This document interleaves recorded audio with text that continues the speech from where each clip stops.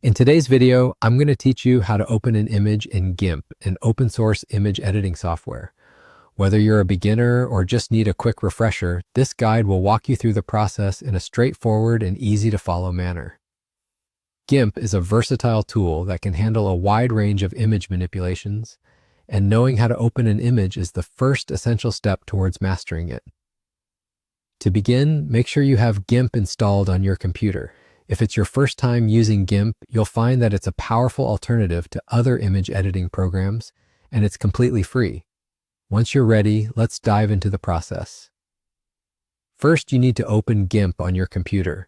You can usually find it in your list of applications, or you can use the search function on your desktop to locate it quickly.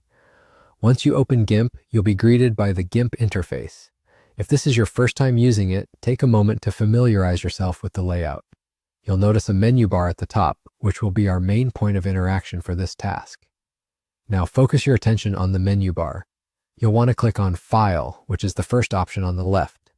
This will open a drop-down menu with several options. Since our goal is to open an image, you should look for and select the Open option from this menu. Clicking Open will prompt a dialog box to appear, allowing you to browse through your computer's files. In this File Explorer dialog, you'll navigate your computer's folders to locate the image you want to work with.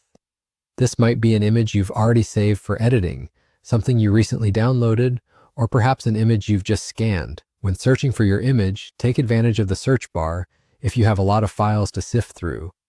This can save you a lot of time and make your workflow more efficient. Once you've found the image you wish to open, click on it to highlight it, and then click the Open button at the bottom of the dialog box. Your image will now open up in GIMP's main window, and you're all set to start editing. And there you have it, a simple, quick method for opening an image in GIMP. This is a basic step, but it lays the foundation for all your future editing endeavors.